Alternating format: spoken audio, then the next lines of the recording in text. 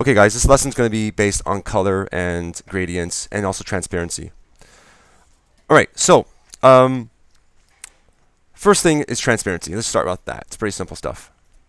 So I'm going to grab this rectangle tool. I'm going to try to imitate the Nike airbag in the midsole. So I have a rectangle here. How do I get it skewed? Here's a little cool trick you can do. You can do a thing called transform and shear. And you can press preview. You can see it shear if you change the angle. I want this opposite direction. Cool. Actually, this would have been better if I used the rounded rectangle tool. Actually, let me just click once. Let's reduce the corner radius to a very, very fine radius. There you go. Okay. Direct selection tool.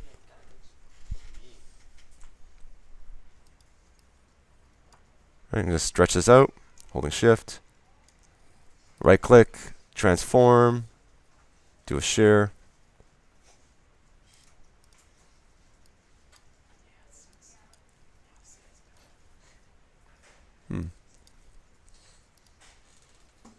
Oh, isn't that cool actually? I made a mistake, but it's kind of cool. I actually just was holding on these vector points and it only sheared one section of it, which is kind of slick. Anyways, let me do something cool here. I'll say reflect. That's sick too. And actually, I want to do it to the whole shape. So there you go. Transform, reflect, and now you can see this. I'm actually move the image to the other side. All right.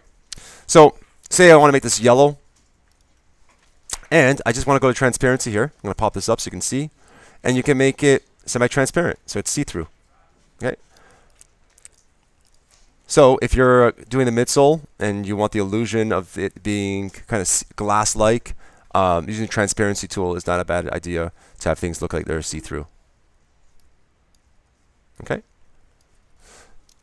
All right, color. Obviously, my shoe is not looking good with the default colors. So what I'm going to do here is show you some of the swatch features. Now, if you click on this icon, I'm going to zoom on this, on swatches, you can pick a swatch library. Some of these colors are actually based on categories and themes. So, for example, if you want a metal theme, you can click metal, and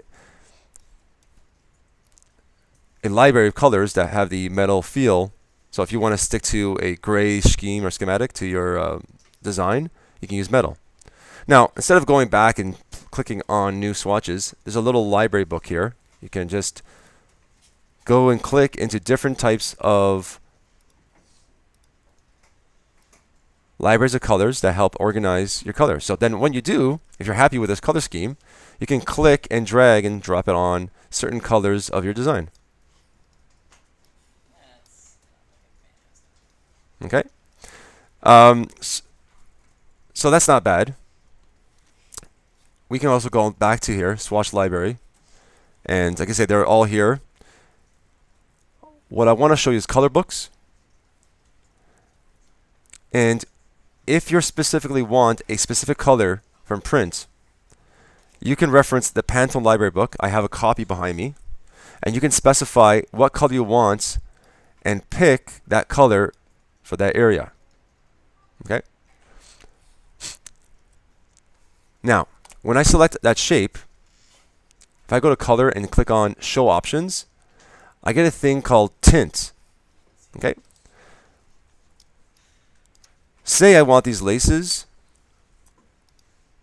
to be that color, but I want them just slightly tinted, so they're just slightly offset white. So essentially you're just using the same color, but a slighter tint of that color. Okay? If you like that color, you can keep that in your swatch library if you like. Drag it in there. So when you go to use it again, I can say, hey, I want that color in my swatch library, and voila. So picking colors, guys, after I would recommend doing this when you finish playing with your shapes. So design your shapes in black, white, and red, and then think about color afterwards. The cool thing about illustration is once you're happy with your design, You go Document Setup, Edit Artboard, hold Alt and drag another artboard, and play with a different color scheme of your same shoe. Now, my shoe's not finished, but you can see, oops, Command Z.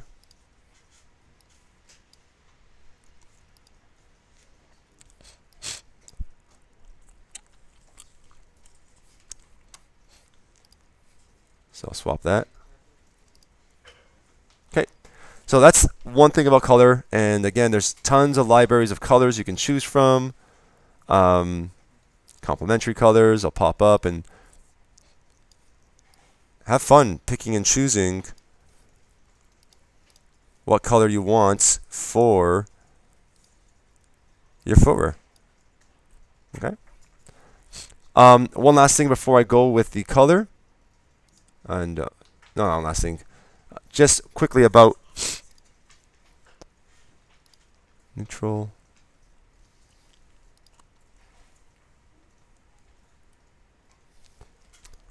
I wanted to show you extensions and Cooler.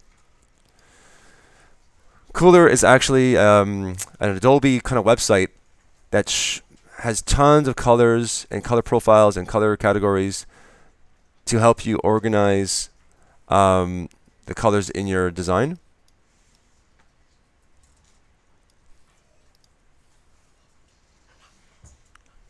And I'm going to click that again.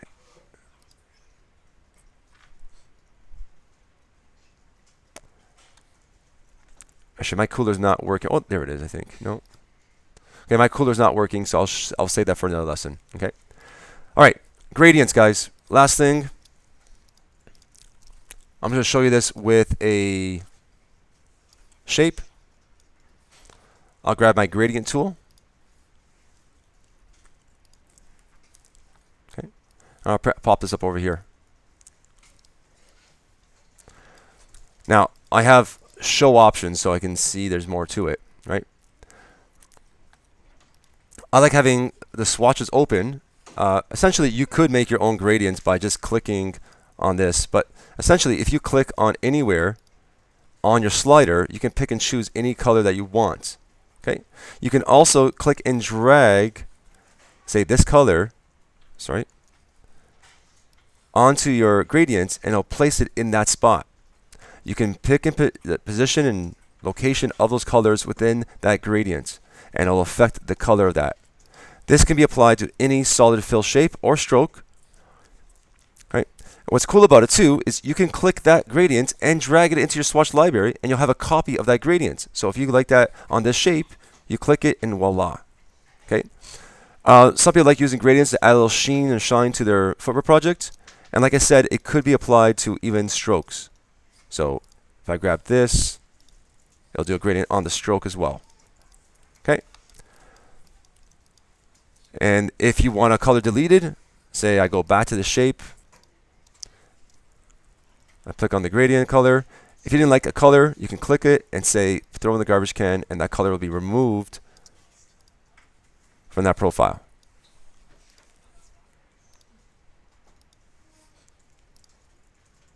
Okay. Hopefully that helps. There's other options as well if you want to do a radial, which makes it a circle. Okay. And the same color applies to that as well.